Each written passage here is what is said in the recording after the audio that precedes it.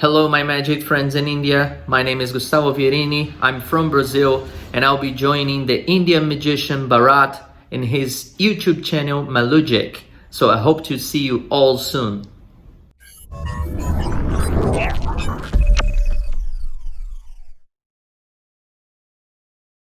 Hi Gustavo, how are you? I am great, and you? How's I'm everything? doing fine. I'm doing fine. And how is Yeah, the yeah. pandemic there? How is the corona situation there? Well, here in Brazil, it's really, really bad at the moment. So we have to do what we can. I mean, stay at home as much as we can. But I mean, it's very difficult work-wise. I mean, we are not Yeah. really doing shows and anything like that. I think most of the performers around the world. So yeah, that's the situation we're in right now. But Yeah. and the cases are really bad. So that's one thing. So that's why they said that if we can stay at home as much as we can, we should do it. So that's what I'm doing most of the time, and trying to do like these virtual shows and whatever we can at some point. Yeah, I hope everything will get better within a few months. I believe so. Let's see. And you are getting online shows as well, right? It's going smoothly, right? Yeah, yeah. Yeah. So anyway, yeah, I just forgot to say this. First of all, thank you so much for accepting my invitation for doing this interview. When I actually researched about you, I came to know the fact that you are you are the best mentalist in Brazil. And I Oh yeah. heard that Thank you. people are calling you Brazilian Uri Geller, right? Yes, yes, And yeah. even I heard that even Uri Geller admit the fact that he even know the reason why they call you like Brazilian Uri Geller because you are that much good. Yeah. So I heard from many mentalists that you are very brilliant and really great at what you do. So anyway, thank you for accepting my invitation to to do the interview. So with that said, let's start the session. So yeah, so how did you got interested in learning mentalism? How you actually got inspired to be a mentalist? Well, in fact, I started by doing magic, which I still do. I mean, I am that guy that mix a bit of magic and mentalism. I don't really mind by doing that. So I know that I mean, many mentalists they don't like to mix magic and mentalism, but I don't really mind doing that. Because I started doing magic, and that's the art form that I love, that we all love. So I started when I was 9 years old with my first magic set, and I started playing with it. And then afterwards, when I was 12 years old, I started doing shows properly. I mean, my first paid gig was at age 12.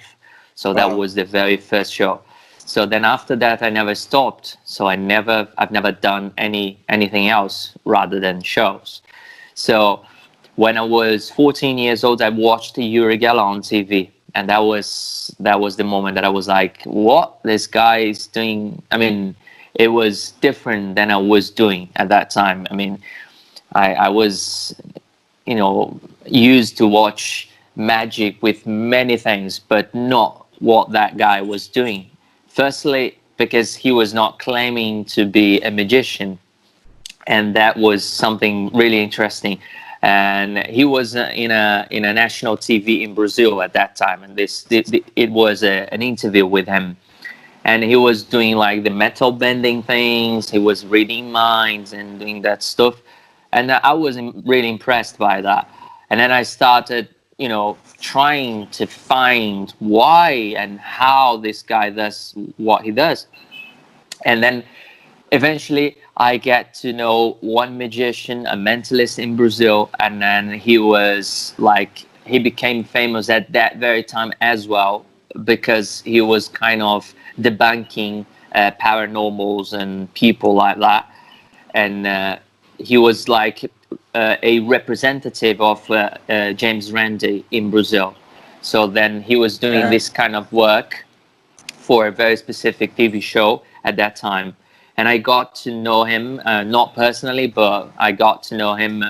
We spoke on phone and stuff like that. We found each other, and then he gave to me as a gift the 13 steps Wow. of mentalism. So Yeah. then he said, you must study this kind of thing, because that is what you want to learn. And then I start learning it. I start reading it. That was a bit difficult for me at that time. I didn't speak English properly at that time. So then I was kind of learning English to read that book at the same time, you know. Yeah, I can understand the difficulty. Yeah. That was, I mean, after that I read that book a few times more, just to understand more and more and more and more. I mean, even I think 1 or 2 years ago I read that book again, because Again. every time you read that book you get something new. New. It's crazy, isn't it? So then I just decided that, okay, I want to learn it. I want to learn this mentalism, what they call mentalism or whatever. And then at that time, I found that mentalism was like a part of an art of magic, inside magic, or sort of thing. And then I was confused at that time. I didn't know actually what was mentalism. And I mean, today I have two different things in my mind what mentalism is. I mean, I have one thing which is really specific. That's the way I think mentalism is, the way I studied, and the way, you know, I learned where it, you know, it started, let's say. But I do understand the way a magician sees mentalism, because most of the magicians, they don't like to see mentalism as something different, as something like a part of magic. So I totally get it. So that's why I have two different things in my mind, and I completely understand, you know, both sides, and I don't really mind, because in the end of the day, we are all performers and we should be entertaining people and doing the best, you know, to Yeah. accomplish that. So I got into mentalism at age 14, like studying it and start doing this kind of stuff.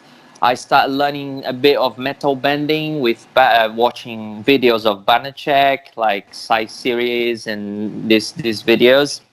Also, the metal bending video was, I think, the first video that I got to learn metal bending. That was the metal bending video by Guy Bavley. Uh-huh. Was one of the first videos that I watched. And and when I was for I think 14, 15 to 16, I started learning hypnosis as well. So Wow. then after that, I started combining everything. So that's why I like to mix magic, mentalism, hypnosis. I like to create mystery. It doesn't matter with what. I mean, I like to entertain people and to create mystery. But that's the way it always started. Awesome, man. Yeah. Yeah. And when you said about the two sides of mentalism, right? Like you have understanding about mentalism, and also you do agree the fact that when magicians hate it when they say mentalism is different. But I believe those magicians, when they experience some propless mentalism or the kind of mentalism which uses real psychological subtleties, that's the moment where they go crazy. Yeah. So if I ask, like, you know what I mean, right? So if I ask you what's your philosophy about mentalism is, like, I just want to know what's your philosophy about mentalism. Well, I do believe that mentalism came before. I mean, I wouldn't say before magic, because it's not possible to say exactly the date of each one. I think, I mean, we have this register that magic comes from, you know, the Egypt and all that, you know, we have the long story behind it. Yeah. But I'm not questioning it. I'm questioning it. My point is, I see mentalism coming from the psychic era, when they started in, you know, in Europe, when they started doing that seances and stuff like that. So mentalism for me comes from that people. So it comes. I do not have the names right now with me here, but I remember that there was like I went to a lecture with a very good friend of mine from Argentina. He's a great mentalist as well. So he was explaining this, like the history of mentalism, and there's like the mother and the father of mentalism, which is not a magician at all. They were psychics. They were people that used to do these seances, but also they used to use some techniques that they've created. It wasn't from magic, from a magician or anything like that. So they've created these techniques to just to make it more impressive, just to make it more appealing for the people that were coming to the session, you know. So just to create the mystery and to make it more strange or whatever. So, but then magicians afterwards started studying this kind of stuff. I think from Houdini and Mescaline and people that were there to debunk, those psychics. So they just discovered the methods and said, well, it's magic, it's trick, it's just a trick or something like that. And they started spreading the word that it was only tricks. So then I think after that, it was like create mental magic, or this category in magic, and where afterwards people start calling mentalism, or but for me it's still like that. I mean, it's not only sleight of hand, it's not only tricks. For me, mentalism, it goes beyond that, in a sense of you have to learn about people, about the way they think, how they think, about psychology, about many other things behind. It's not what you are doing. When you're doing like a reading, it's not like using a technique, a peak or whatever. It's much more than that, in a sense that the when you reveal the information, when you do the effect, when you create, one of my favorite mentalists of all time is Peter Turner, of course, and he says, and I would like to replicate this, because he says that it's not the effect, is how you affect the person, So this is for me the most important part of the whole set, the whole presentation. So when I'm doing a stage show, or even a close-up show, even a virtual show, I don't really care about the method I'm using, because the method itself, by the end of the day, could be any method to gain information or to do whatever we need to do. But the way we deliver it, that's the most important thing, I think. That's why I think mentalism is so profound, because I love, as I said, I love both magic and mentalism. It doesn't make any difference in my mind, in a sense of what I love. But what I love is to create mystery, is to create this this environment, this sense of wonder, And with magic, at sometimes you just do magic by the trick itself, and I don't like this. I don't see anything wrong with that. I mean, I know many magicians just do the trick by the trick itself. I mean, just to see the effect, and that's it. I don't blame them. It's totally okay. But for me, it's totally different. In my mind, I like to affect the person somehow, not to make them believe that I can do impossible things. That's not the point. The point is, I like to make them believe that everything is possible, so they can do everything they want. So if I can make the impossible just right there in front of them, so maybe the problems they have in their lives can be solved in a completely different way that they haven't seen yet.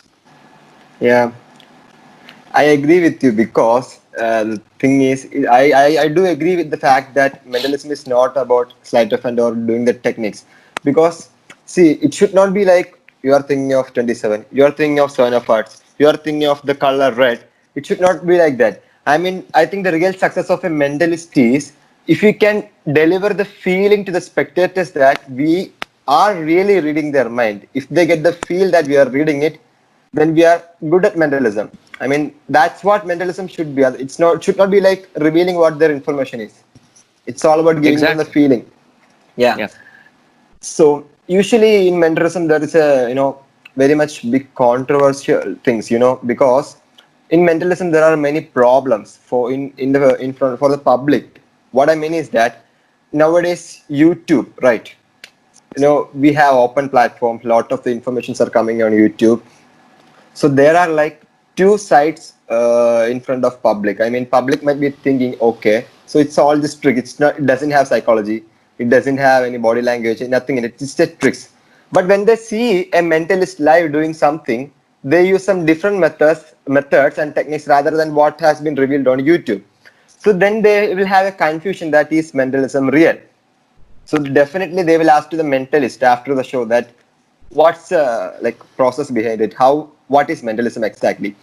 And there are two kind of approach that we do at that time. Some mentalists say that it is it's based on micro expressions, psychology, body language, even though maybe they might have not even knowing anything about that. And some are like they have the knowledge about that and they'll be saying it's like advanced form of magic, and also it uses psychological subtleties and all, and they say it in a low profile way. I mean, they don't hype it up. Okay. So after the show, after you do a mentalism show, when people come to ask you that how you do mentalism, what is the convincing dialogues? I mean, the reason why we say this kind of dialogues is as convince us. I mean, we don't want to reveal the method, so we have to convince the people using the psychological things and all, right. So what are your convinces after the show you say to the public? Well, generally, I don't use any like a proper disclaimer, right? In the beginning of the show, I say sometimes, most of the time, I say that everything they will see is not about supernatural powers at all.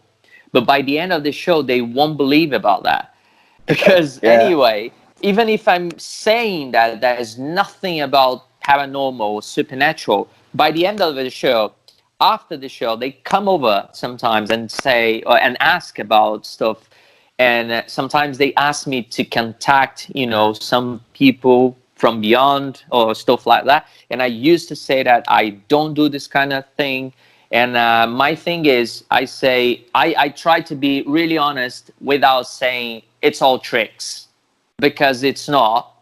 And it's, for me, if you have a mental, because I have some magicians in Brazil that they sometimes we don't fight, but we discuss this kind of stuff, and they say, oh, but you should say that's all tricks, it's all magic tricks. And I said, no, if I say it, it's just gonna fall flat on the floor. Like the whole show was for nothing, just a deception in the wrong way. Because for us in Brazil, the word deception doesn't have the same meaning for English language. So deception is like deceiving. It's like creating something that people can, don't know, or something like that. But here in Brazil, if you use the word deception, it's almost like you were lying in Cheating, the wrong right? way. You were cheating. Oh. You were really being I'm not gonna use any wrong word for that, but it's just like that. You are just cheating on people, and you're scamming them or doing this kind of stuff. So, and for me, it's completely wrong if you say it. And I say it back to them: if you do it, you have to do it for the magic show as well. And in a magic show, it looks the same. I mean, for me, it should be happening on stage, impossible things. But I think that the problem is because mentalism, the way it looks so much, it looks so much more real than magic, because people know that magic itself, when you listen, when you hear the word magic, you know that there's techniques behind that, there Tricks are behind it. some tricks behind it. But then people are not acclimatized with the word mentalism. So when they see people reading minds and doing this and doing that, or bending metals, moving objects and stuff like that, some people might be in a doubt. What is it real? Is this guy has this ability or something? In fact, I don't like to be talking about these things about the show after the show, but I do say to them, so what I've done is part of many years of studying, developing techniques, ideas, and also I use my intuition, but there's no supernatural powers, if that's what you want to know. So I try to be as honest as I can without saying which part is which. Okay. Yeah. I'm not gonna say, oh, you remember when I was reading your mind, in fact I got the information way before, and then no, I'm not gonna do this kind of thing. I'm just saying, okay, I use loads of techniques that I've been developing for more than 20 years, and I also apply, of course, a bit of understanding the way understanding the psychology about people, and of course my intuition, because in fact I'm not lying, because I do use my intuition during the show. When Yeah. I something pops into my mind, I just say it. I don't regret it. I just, if something comes, I have somebody on stage and a name pops into my mind, I just say this name. I don't know why. Sometimes it hits so hard. I mean, not sometimes, most of the times it hits and people will be impressed, or like a date or something just comes to my mind and I use it. Why not? As Peter, again, Peter It's all about taking says chances. all the Yeah. time, yes, why not? What can we lose? I mean, we Yeah. can get a hit so much higher if we try something. In the end of the day, we are not losing Losing anything. anything. If we say, who is John? And the person says, I don't know. I was okay, just keep thinking about whatever and just wash it away. I mean, it's just, it's not part of anything. But if you hit, boom, Yeah. another one. Yeah. And if you miss it, nobody's gonna know, because only we know Yes, that where we are absolutely. going. If you think about psychics in general, the ones that really, I don't want to say that every single one are cheating on people all the time, because to be honest, I don't know. And we would never know if something is real or not. The ones that I've seen in person weren't real. So I found out that they were just using mentalism, techniques to do what they did. But I cannot say for everyone in the world, because this is so, it will be, how can so selfish, right? To say, no, I know everything, and there's no, I don't want to say it, but I've never seen anybody that could prove, this kind of stuff. But might exist, I don't know. So, but in fact is that all psychics, they do it all the time. Oh, I can pick upon name whatever from here. Who's that? And if they miss, they wash it away. If they get it, they still hitting this person and doing the reading. So that's the same. I mean, in the end of it, people will forget the misses and will remember what you get right, right? Yeah. That's it. That's true. That's true. So before we go into the next questions, we would like to see one of your performance. Oh, great. So let's Yeah. try something. Okay. So good. So I'm excited. I'm just gonna try something here, which is watch this. I'm gonna show you something that looks or sounds like very familiar in the beginning. But I have this deck of cards here, and inside I've put one card, and one single card facing down. Okay.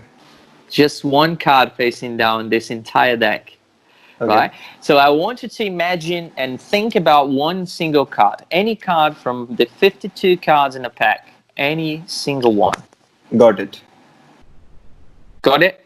Yeah. Okay, and you can change your mind if you want. I'm gonna give you 5 seconds if you want to do that. 5, 4, 3, 2, 1. Boom. Yeah. Did you change your mind? Yeah, I changed my mind. You did. Okay. I thought so. But now to be open and to be honest with everybody watching here. So what was the card that you thought first? The first card that you thought of? 3 of spade. 3 of spades. Yeah. Yeah. I'm glad you didn't stick to this. And then you changed into 6 of clubs. 6 of clubs. Yeah. And are you positive with this card now?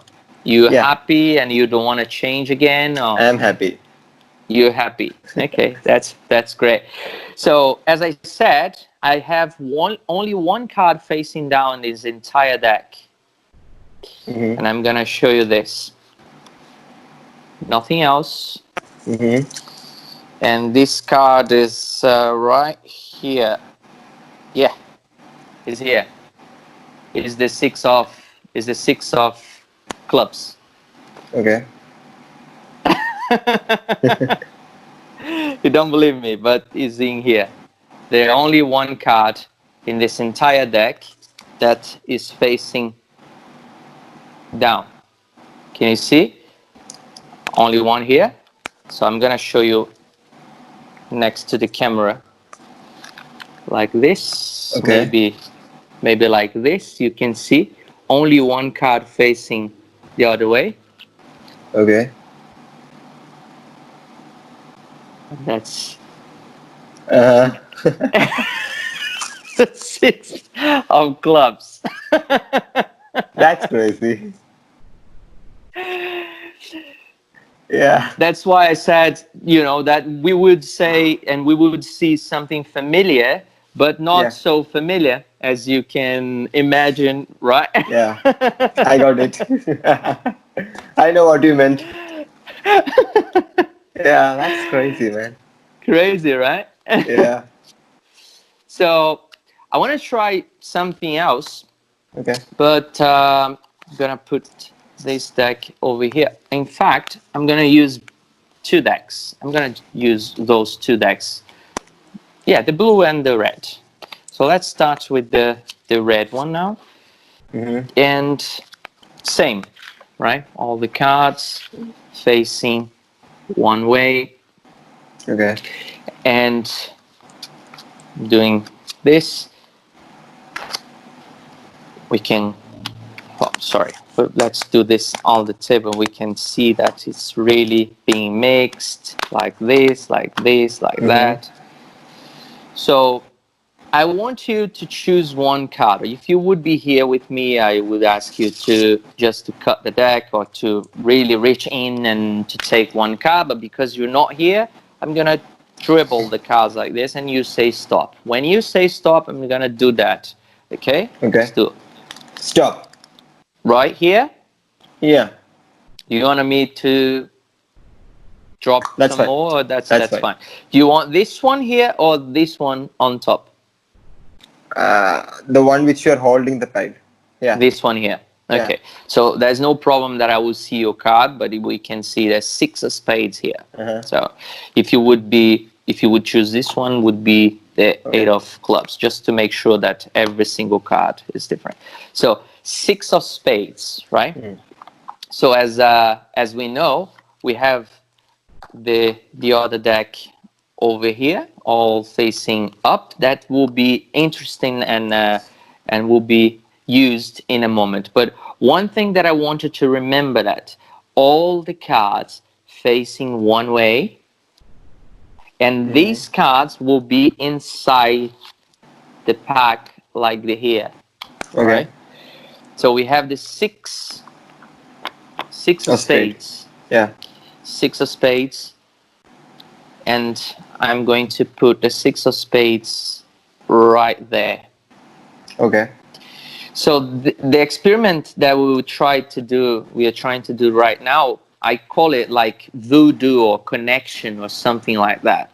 Because we can, every single thing that I'm going to do with this deck must happen with this one here. Okay? Okay. Let's do this. So, first of all, I shuffle, and when I shuffle the deck, that deck over there will be shuffling itself.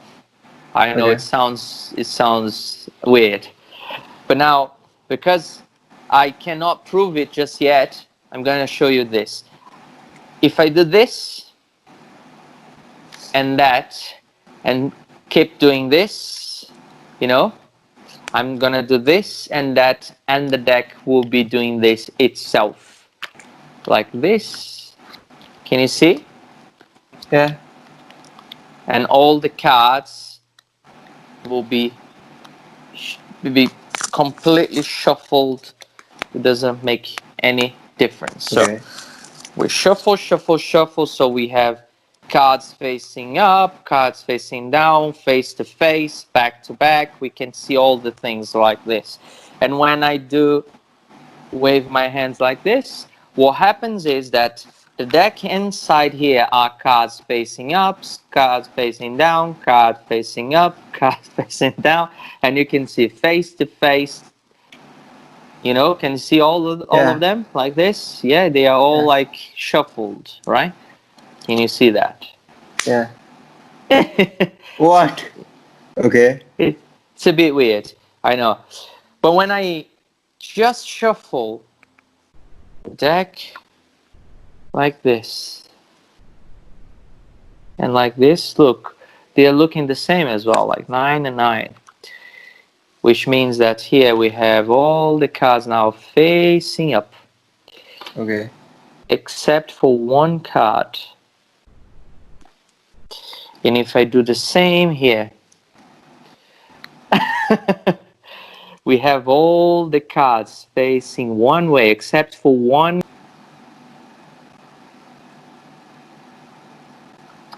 I don't know. Maybe.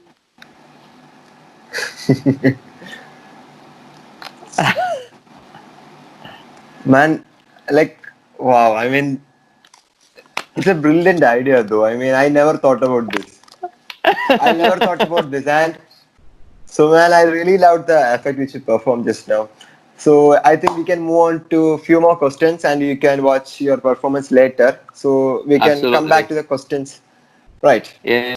So basically, in mentalism, when we perform, like I said, there is a misconception for the public about what mentalism exactly is. And I don't know about Brazil, but here, like I'm just saying the situation here in India. I don't know if this is all over the world. I'm in the same situation. I don't know.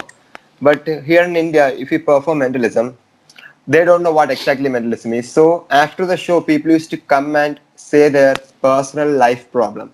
They think mentalism is like counseling. Like we mentalists can counsel them, motivate them. You know, certain kind of issues are there. But I'm not a counselor. But I'm not a motivational speaker. But I have one. I don't know if it is a problem or not. But my like it's a part of my personality. I believe if some even if it is stranger, even if it is a close friend, if people are coming to me and telling their problem, I don't like to finish it with like a one sentence, like I'm sorry for that, it's gonna be fine. You know, I don't like saying like that. So what I do is I just explain or elaborate a little bit, giving some examples and all, and I will make them feel little bit comfortable or fine using some words. But then I will say I'm not a counselor, I'm not a motivational speaker. I think it's better you take counseling.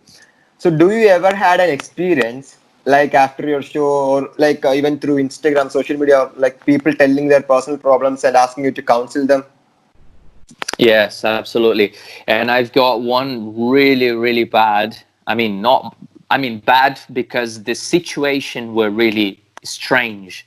Because I was in a cruise ship Yeah. performing, and I was performing actually for the president of the cruise ship of the Okay. company, and we were like they were like in a huge table, and I was just beside having dinner with all the passengers because I am generally when I work there I work as a guest entertainer, so we get invited by the passengers all the time to have dinner, to have a chat, normal.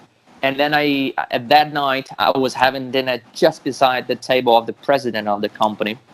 And after that, she's a woman, and she called me to show something just for her group, and it was like 10 people on the table. And I was doing metal bending and, doing some mind reading and stuff. When I finished, the waiter came over to me and said, "Oh, Vierini, there's a lady over there, and she asked if you can come over because she wants to talk to you." And I was like, "Okay." And I came over to this lady, and she was with another lady with her on the table, and then she asked like this. She grabbed like a box, like a little box like this, like a matchbox. Okay. And she shaked like this, and it was doing like a noise like like this. And she said, "What can you do about that?" That was the question. And I was in shock because I didn't know what does that mean. I mean, in my mind, I was like, what was that question?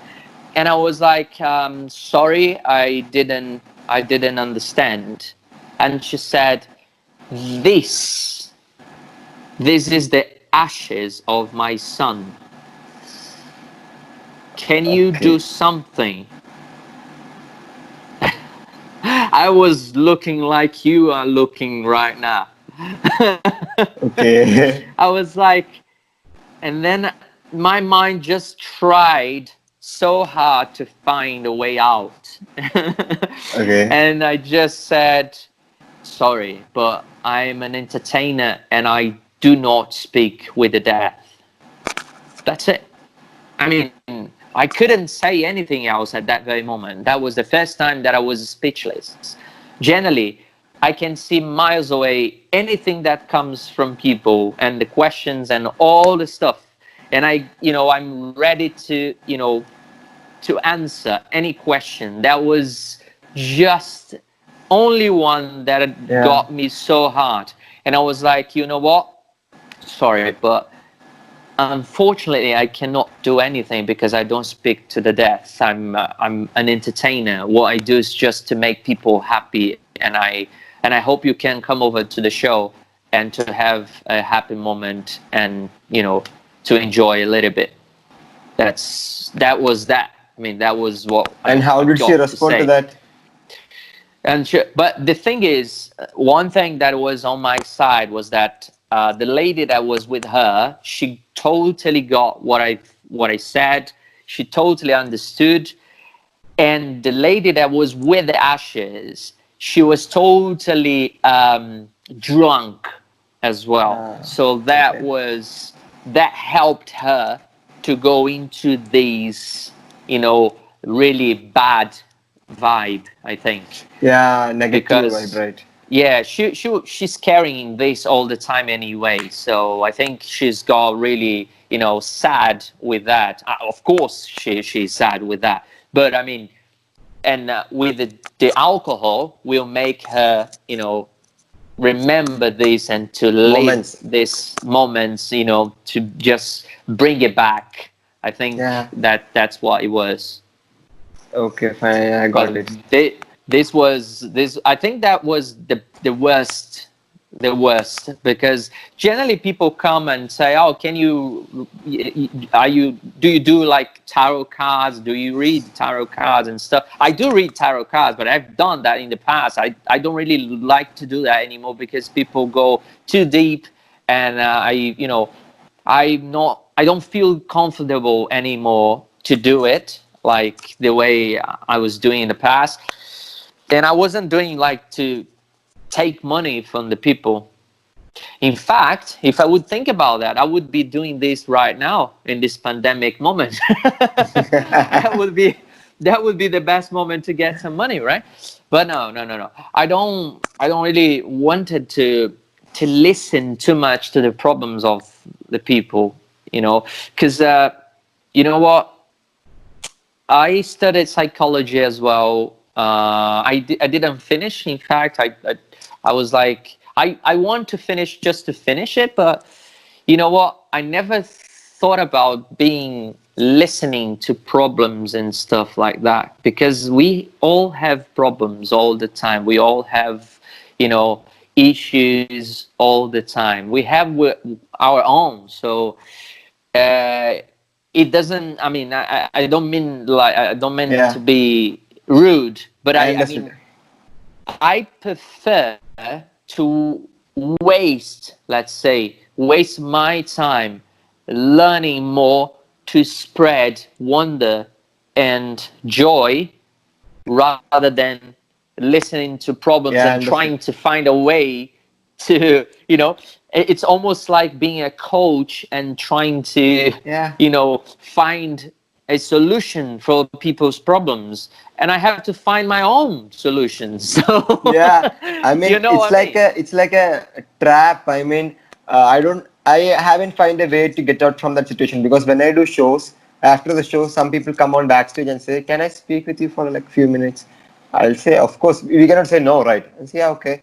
And they start telling their personal problems, and I'll listen to that, and they will explain a lot about that, and then I cannot be like, okay, what I can do. I mean, I'll say, okay, everything will be fine. I mean, you don't.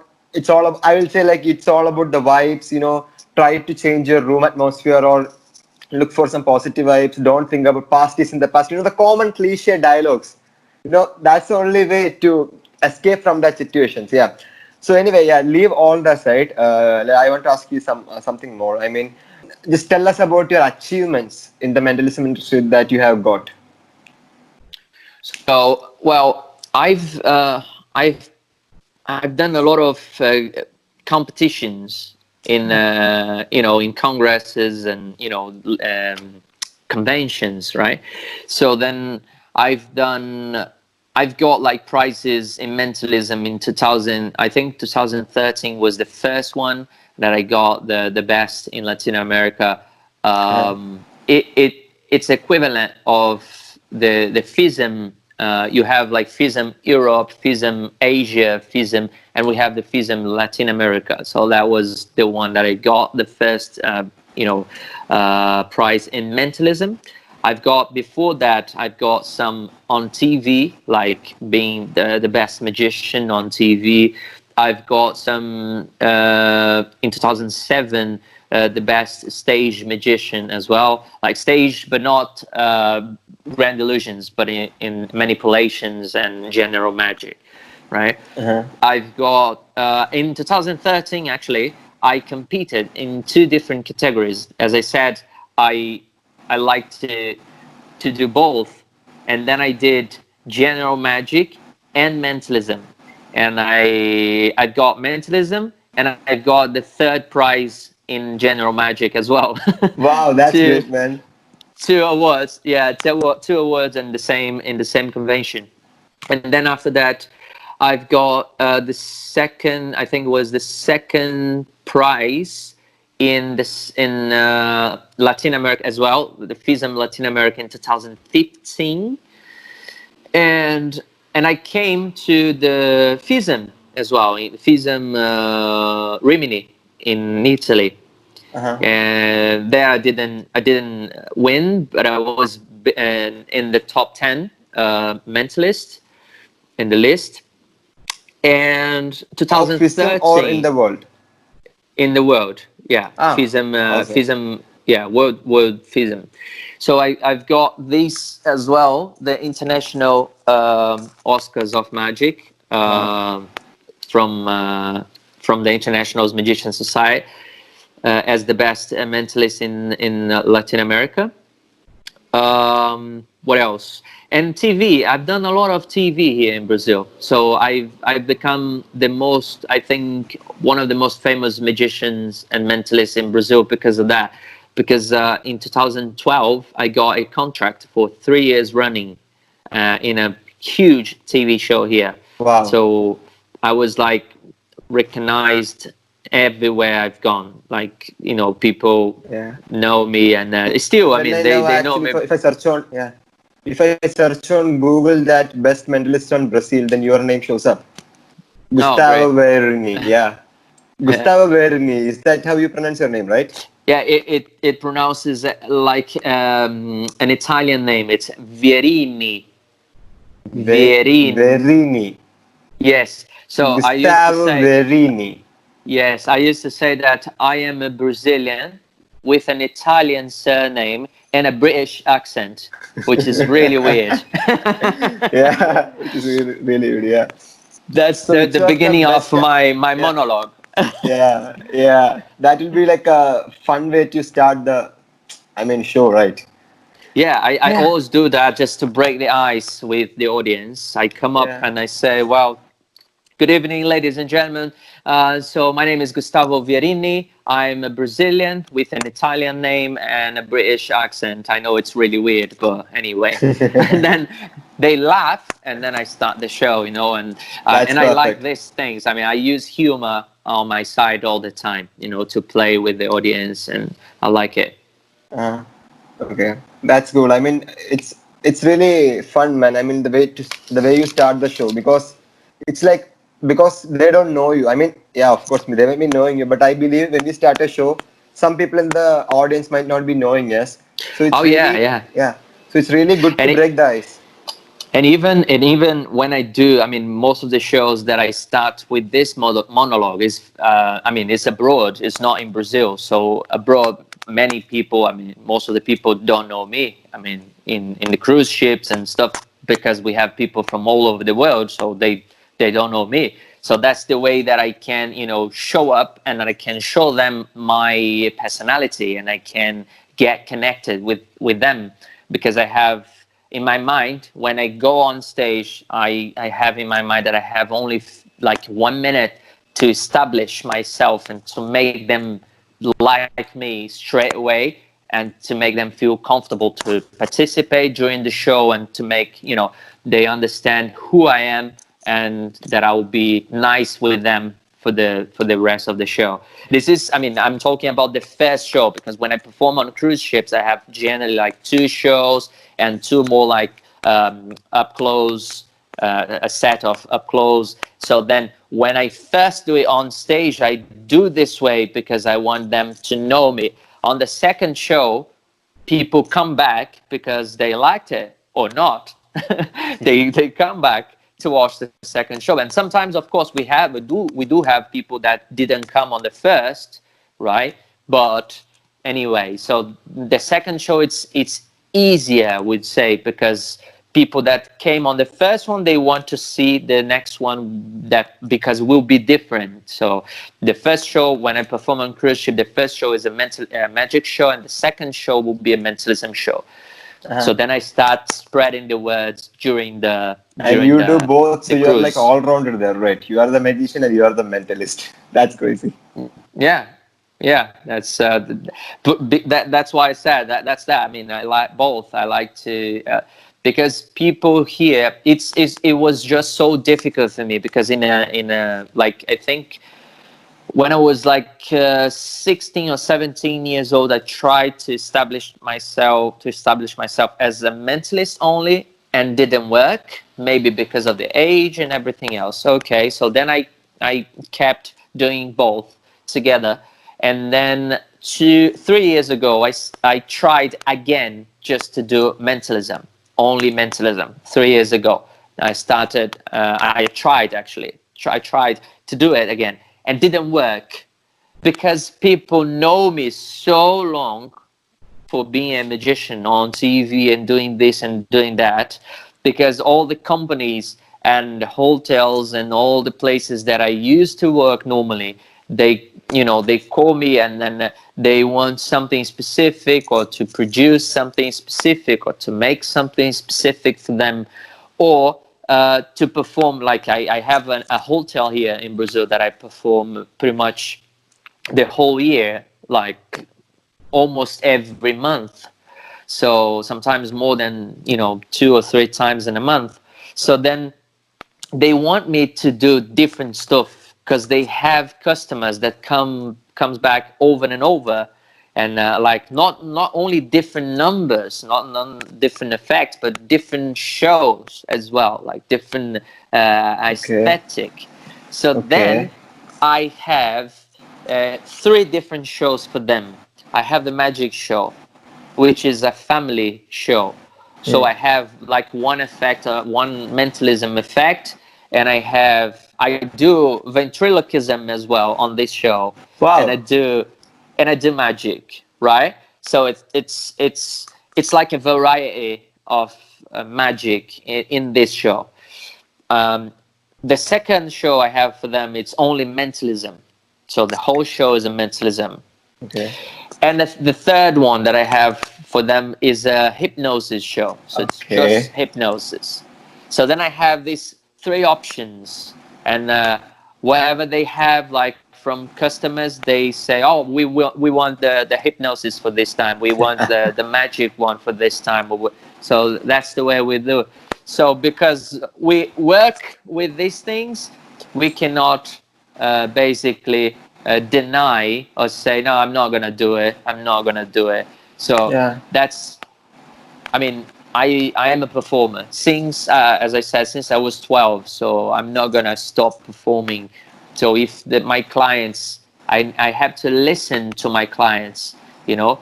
I see many people saying, oh, yeah, but I do what I want and that's it. And people won't be, you know, yes and no, because one thing is, of course, I would do what I want to do as well, but we need to know and to listen to what our public, our audience, our, you know, people that wants to watch our show, what they want to watch, what they like to watch. Many magicians, they make mistakes by thinking, we need to do whatever we want to do, or the public, the audience, they don't notice this and that, they don't know about this, they are laymen or whatever.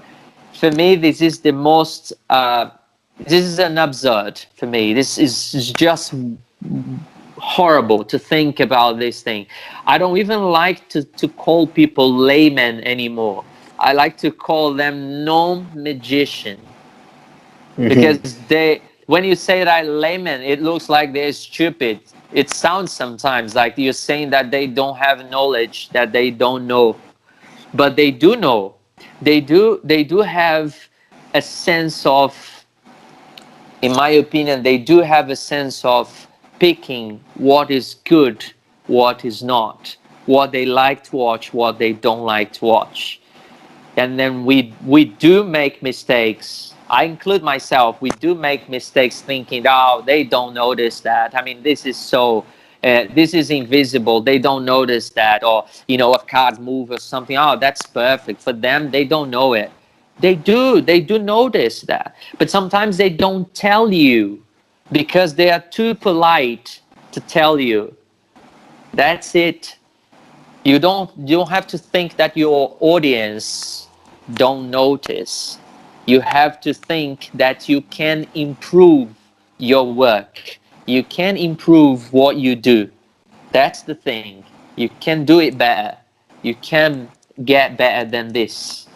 So that's what I think about it. So then, thinking about that, I start listening to my audience, and you know, these people that the sponsors, people from the hotel and all of them, what they want to watch, what the clientele want to watch. So they like both. And I've heard from people, I like to see when you do read minds, but I like to see also when you do like the Rubik's Cube one. That's crazy. And it was like, these things are two completely different stuff. They Yeah. want to see something disappear. Okay, but it's not mentalism.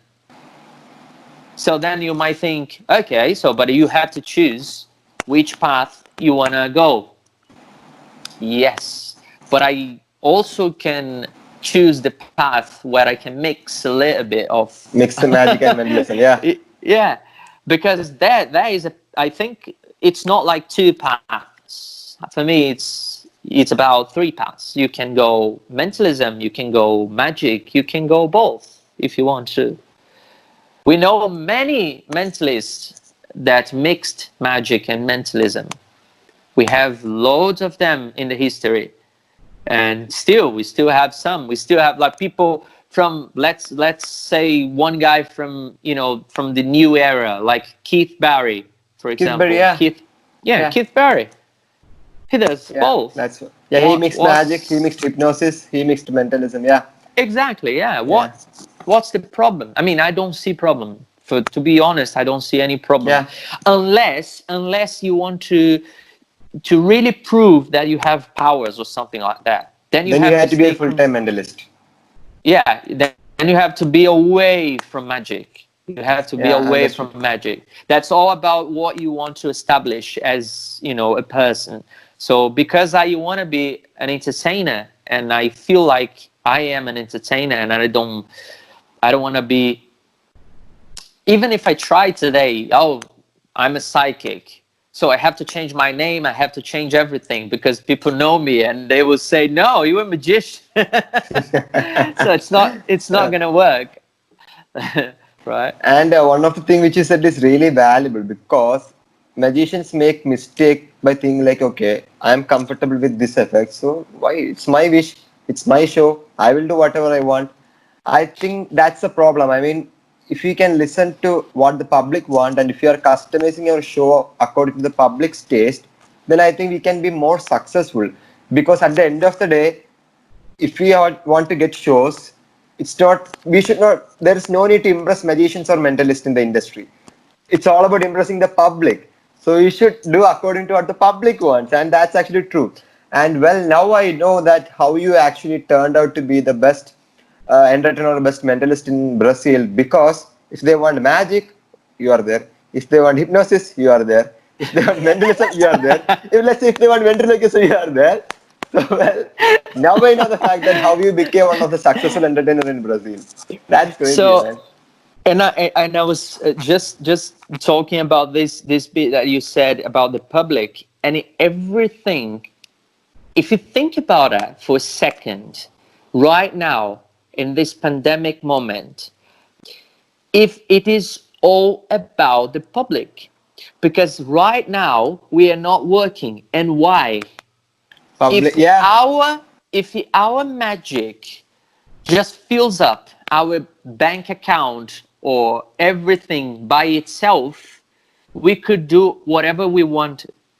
yeah, But because of the public, they are not booking anyone. So they are not booking anyone. We are not working. So everything is about them. So we should think more about them, about what exactly. they want to see, about what they like.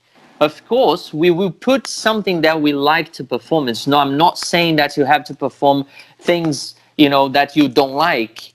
Sometimes you do that. You put something that you don't really like, but you put But that, maybe the public really wants to see that. Yeah, exactly. But I mean, I'm not saying that you have to do it with the whole show, but I'm saying that you have to pay more attention on them, because everything now we can see crystal clear that everything is about them.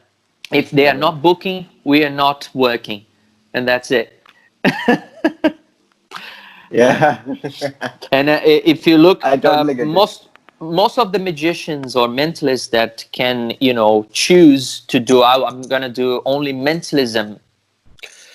I mean, I cannot say that everywhere in the world, but for example, in Brazil, it doesn't work. It doesn't work to be only a full-time mentalist. As I said, I've tried Yeah, I understood. twice, because it's not common. The industry is not common. It's not something that will go like that. Here, the most, let's say, to talk about magic, people know magic here because of the kids' party. So they know about magic, about this kind of thing. So if you say I'm a magician, they all immediately they think and they say, "Oh, can you do my son's kids' party or something like that?" They know immediately. They connect a magician with this. Okay. I understood. For years, we are trying to detach this kind of thing and to work for corporate events, Corporates, yeah. hotels, and doing something different. But mentalism is much more new. It's way more new for them to just present as a, you know, even more now in this situation we're in is much difficult. But most of the mentalists that I know that do only mentalism, they do have a side job. They do have something else that they can, where they provide for themselves, so they don't rely on shows, you know. So they can do mentalism only because they love it, and they don't have to worry about putting food on the table or anything like that. So Yeah, that's the thing, you know. and you are a But full-time professional, right? sorry. You are a full-time professional, right? I mean, you are only relying on this thing, right? Yes. Yeah. So that's the moment that we I are think it's getting all like, about survival. I mean, now we are going through a process of survival because we have to we have to survive the situation. Yeah, yeah. that's true. That's true. So anyway, I just have like one or two questions left. But before asking that, let's watch one of your performance again. Okay, great. So let's do this one together, can we? Okay. Yeah. So I want you to put your camera like this, more like on the table. Can you move a little bit? Is that possible or not? Instead, okay, one second. Instead, is it possible to hold the deck in my hand? I think so. Oh, well, let's try. Let's try this. Okay, so So first of all, I will hold the deck in my hand. Okay. okay, let's find out we if we can do that, because in a moment, because in a moment I would ask you to count down cards like this, but I don't know Yeah, if that you I will can do that. Oh, you leave it can do here. that. You can do that, and people must Yeah. believe you. I will show you. I will show people the way you should be doing on your table. First of Okay. all, shuffle the deck as much as you can. Okay. Just do that the way you want. Just shuffle, shuffle, shuffle. Okay. Great. Done. So I want you to think of any number. Of course, Okay. don't think about like 7 or number that will be really, really Easy. Yeah. obvious. Yeah, but nothing something like 40 is something as well, because you're going to count and just to not be boring. But could be any number, in fact. Okay. Got it. Got it? So I want you to count down until you get that number. Okay? There's no problem. Just keep going.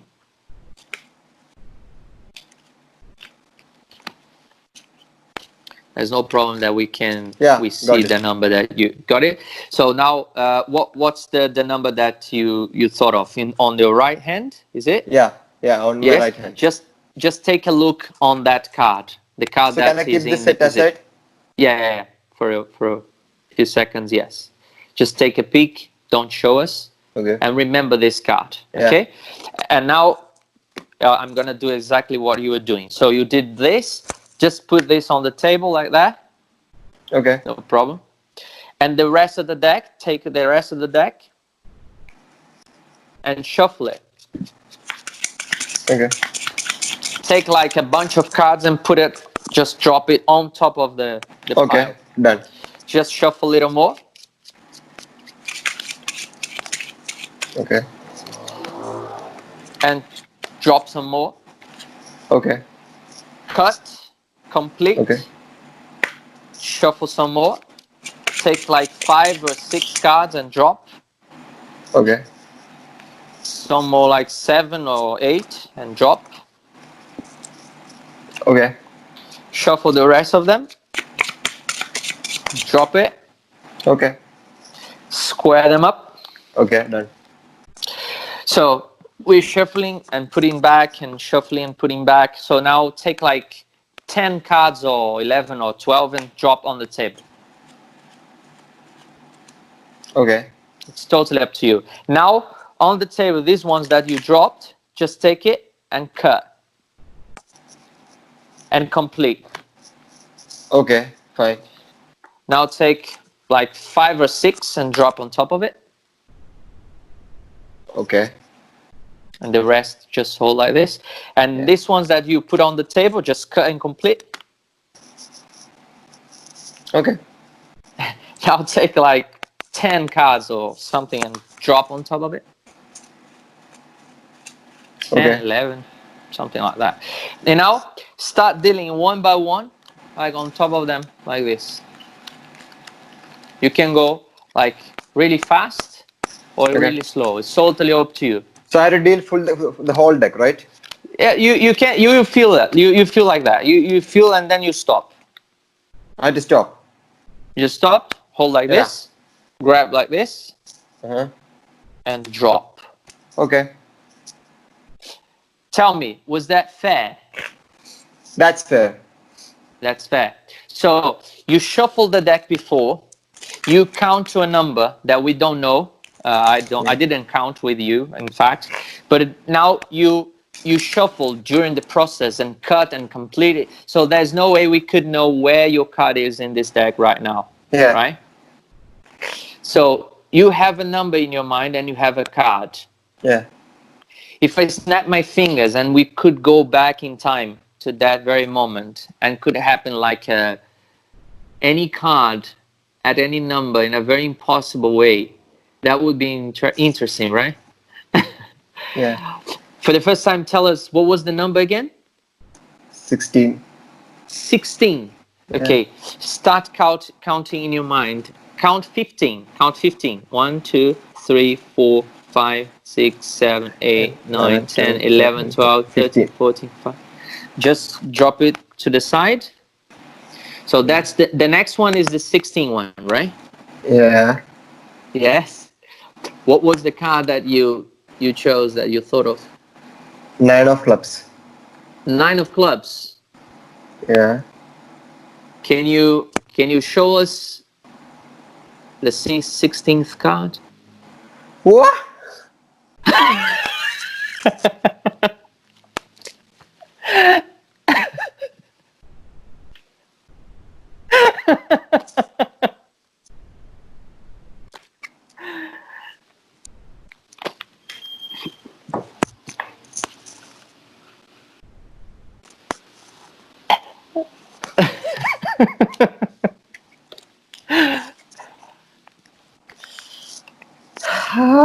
What? I mean, you know what? Seriously, I hate you because the reason why I hate you is because when I did session with Peter, okay, he did any card trade number and which was in a different style, and he badly fooled me. Okay, he badly fooled me, and now you again did the same thing.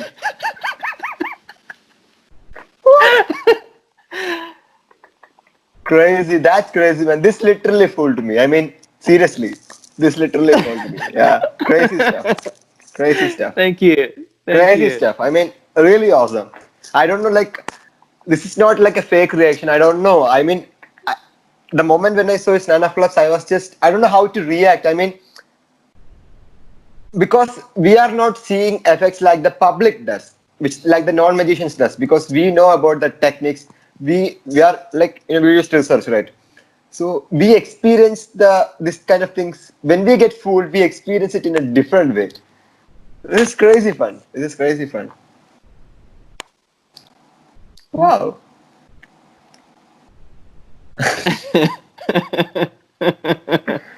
Awesome, man. I mean, really, seriously, I loved this thing.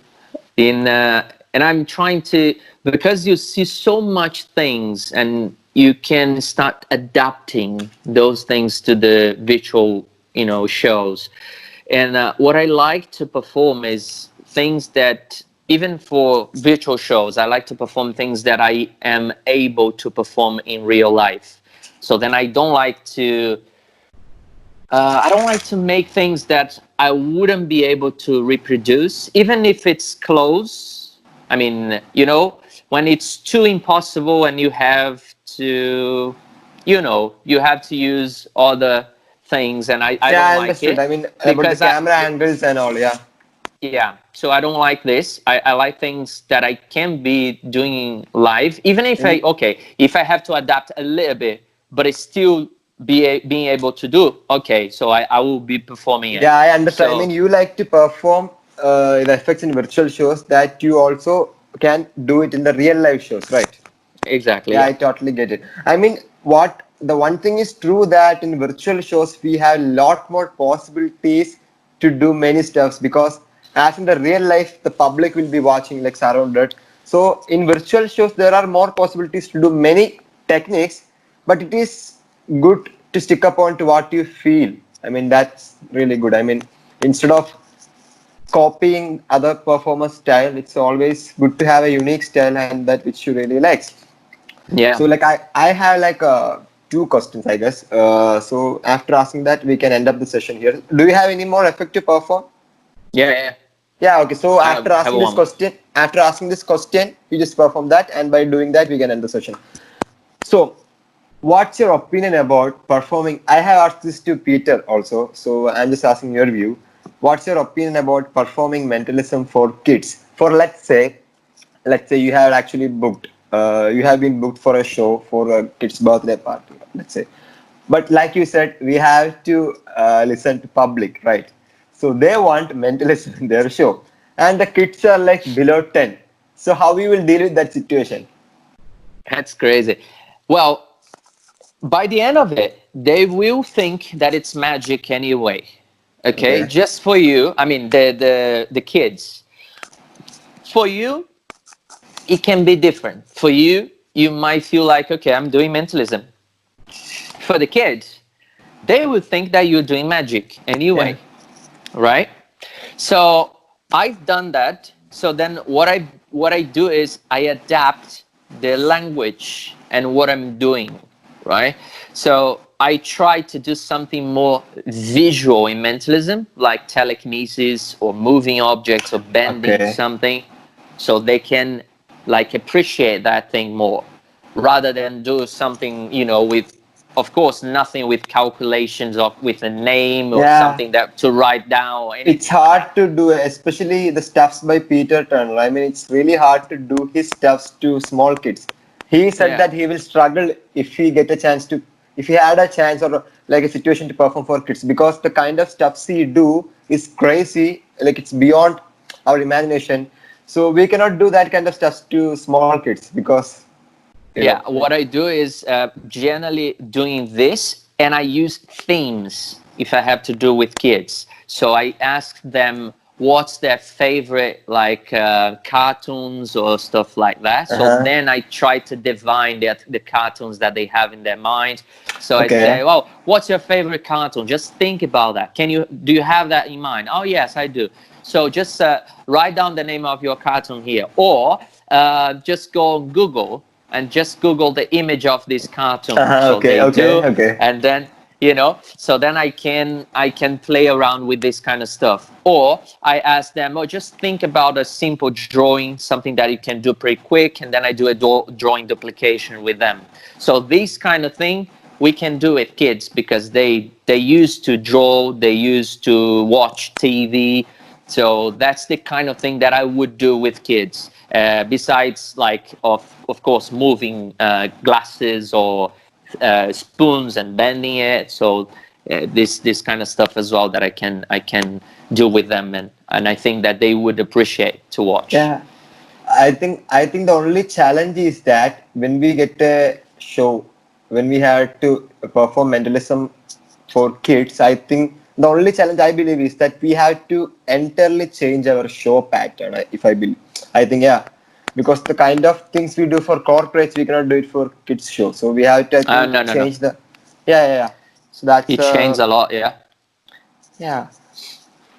So I You just have can one. adapt. I think it's more like changing the language and changing the target, right? The how children look for this kind of stuff. What would be appealing for them, rather than they do understand when you define something. Wow, I drew it in here, so he didn't see it. So how come? So they understand the effect, and it's also possible to apply with things that they are used to do. I mean, to watch TV and to watch Mhm. cartoons, and they like video games. I've done a lot of divination kind of effect, mind reading, using video games. So they go on Google, they Google it, so they open the picture and they look to the picture, and then I divine the picture that they're looking at, Uh-huh. and this kind of stuff. So I've done that, and it works a lot. It works well for children, because that's the way Okay. you have to do. I mean, that's,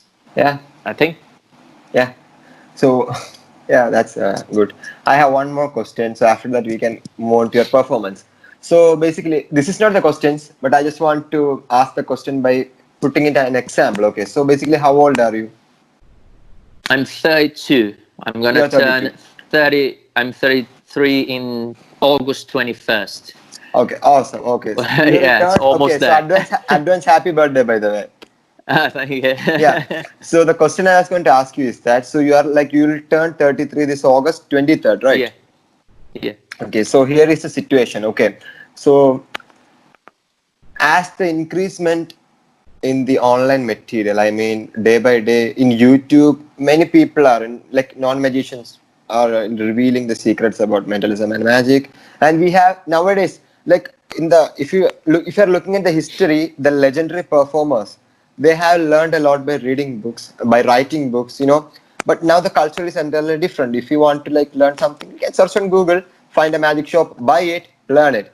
So I feel like even nowadays, even small kids, like let's say 16-year-old or 15-year, you know, when small kids started doing mentalism, so there will be two situations or two scenarios for the public. Let's say this is a situation. Okay, uh, public is seeing, public know you, Gustavo Vierini. Yeah, they know you, and they just saw a 15-year-old boy doing mentalism. So when they watch it, first thing they are going to think like this is not possible. I mean, he is just too young. He is too young. He cannot do learn psychology and body language and do this kind of stuff because he is like pretty much underaged. So the first thing they are going to think like maybe it will be like this. Okay, Gustavo is doing it for real, and this guy is using cheating, using magic and all. Maybe they will think like if he is doing like this, is Gustavo also doing like this? I mean, I think that Gustavo is also using the same techniques as this boy does. So he is not Uh-huh. real. Maybe he is also faking it. So these are the two thought process that public is gonna think. Maybe you are doing it for real. He is using cheating. Maybe they will think, okay, that guy is also doing as the same thing this boy is doing. So, what's your thought on this, and also what's your opinion on small kids started doing mentalism?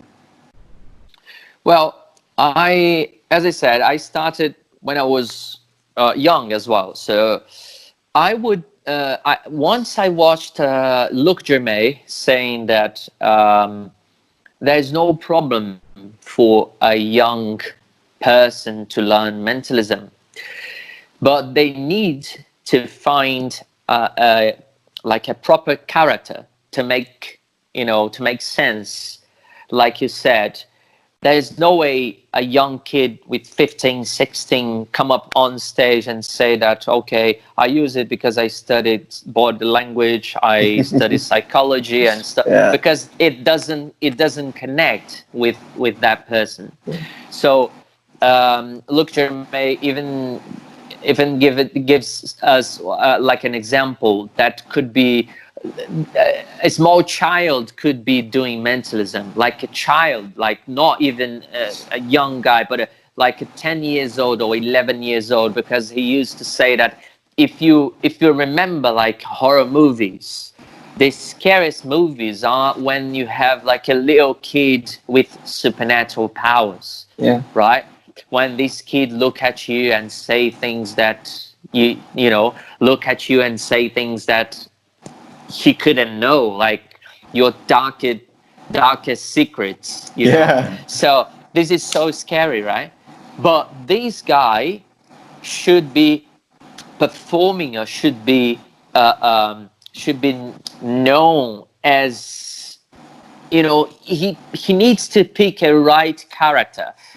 If he goes with this character more like a mystic kind of thing, he could say that, oh yeah, I learned, I'm learning how to read people.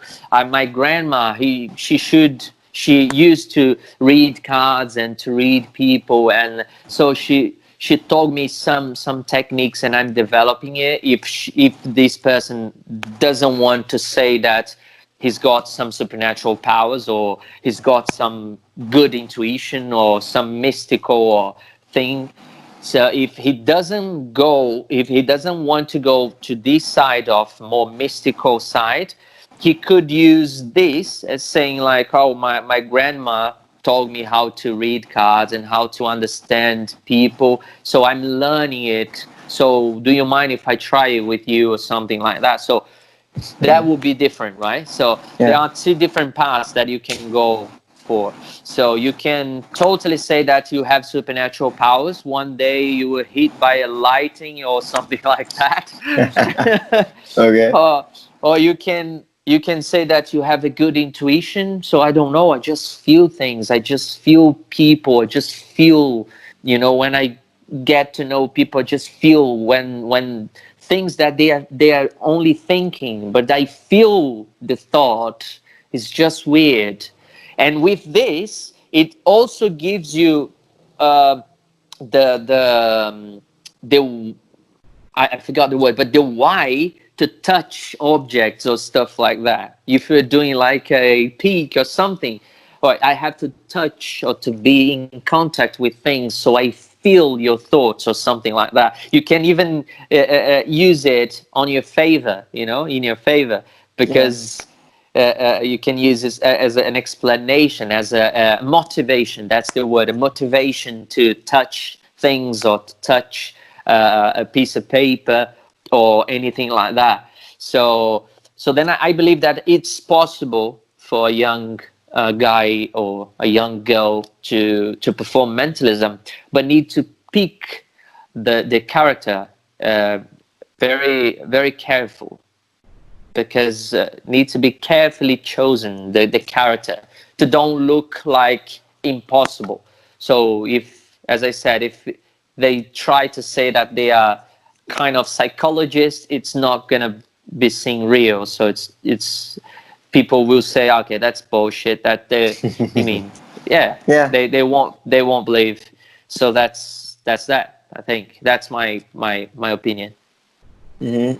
Yeah, that's true. And thank you for explaining it so beautifully. Oh, I mean, it thank you. makes sense. It actually makes sense. Yeah. I mean, if the small kids are doing mentalism, because each person's body language is different, so it's really, really advisable to choose the right character which suits their body language. And yeah, personality is a very important thing. Yeah. So anyway, with that said, we can go to your performance, and by that we can end the session. Okay, I will try something with you here, but before I try this, I'm gonna show you. Well, I have just a business card Visiting it, okay. Yeah, and an envelope.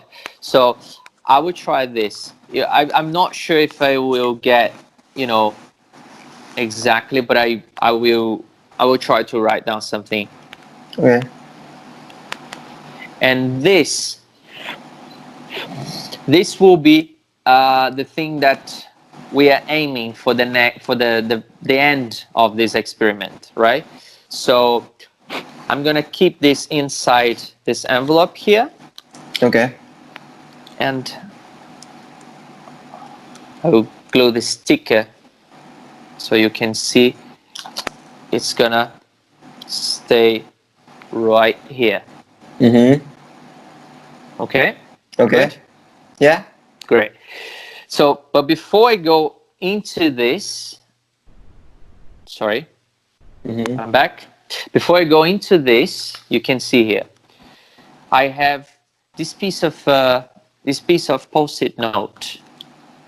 This post-it note represents something really simple. I want you to just imagine that you can go back in time when you were a little kid and you were in front of your teacher, and your teacher just asked you to go and to think of a simple drawing that everybody will recognize. You don't need to go for a heart that everybody thinks of a heart, but you can go if you want to, but it's totally up to you. So a simple drawing that you can do like quickly, but that everybody will recognize. Just Okay. think about that. Got it? Okay. Okay.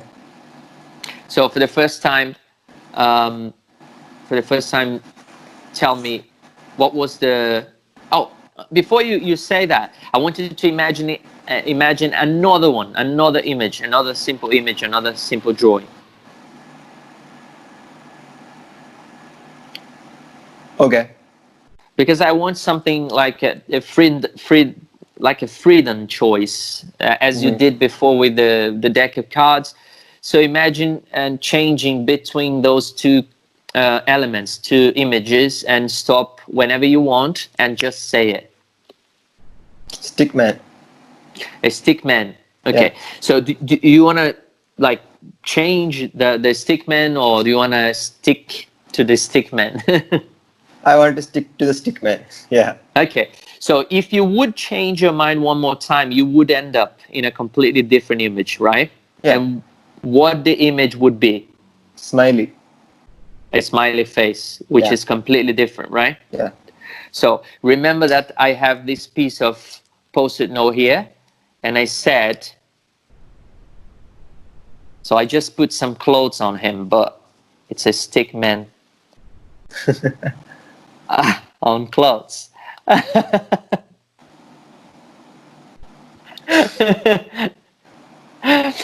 That's interesting.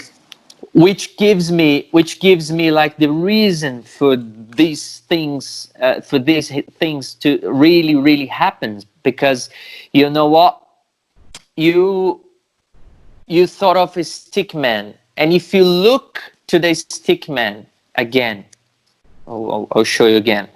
So there's no way I could know this beforehand, right?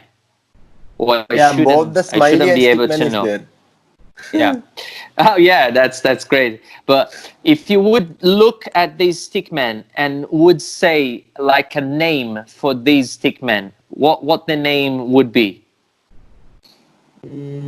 John. John. Yeah. Because for any particular reason, or just because you like John? I just felt like it's like a easy name. I mean, common name, you know. It's like a common name. But I couldn't know this, right? Yeah. You chose because you wanted to choose John. Yeah, because if I say like a weird name, some people might not be able to pronounce it. So I felt like John is easier to pronounce. John, but could be like Chris, or could Yeah. be like other names, right? So you remember that I have here, I have this envelope with the Sealed, yeah. the sticker, yeah, and let me just open here, because you remember that inside I've put my business card, Visiting card. and I wrote something before we've gone through the drawing, right?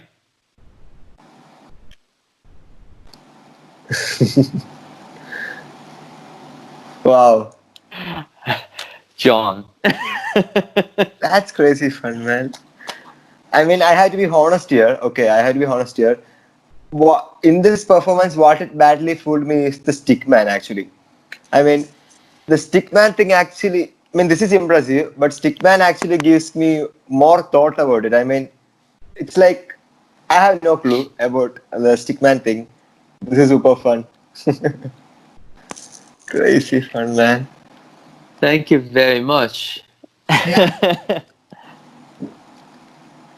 Yeah, I think it's better to not think about it. And you know, one funny thing, when Peter did that Akan, right? You know, it's like when I uploaded that video, many mentalists in my circle asked me whether it is a stooge or not. Did I intentionally like acted as a stooge? I mean, it's not. That's not the case. But Uh-huh. that was like, I think you have seen that Akan thing, right? Which he did on me. Yes, I did. Yeah, really good. Yeah, Really good. yeah. And I think I'm really impressed by the Akan routine you did and the stickman thing as well. I mean, it's just blown my mind. Yeah. Thank you. So man, everything what you did is really awesome stuff, and the way you blend those card routine using two deck, that's also crazy fun. But what I meant is that I love the Akan and the stickman little more, yeah. So anyway, thank you so much for spending your valuable time with me. It's my pleasure and honor to have you for this interview. Thanks a Thank you. lot and stay safe, brother. Yeah, stay safe as We'll see well. you Yeah. soon. Thank Anytime, you. just let me know. Thank you. Thank you. Bye Cheers. bye.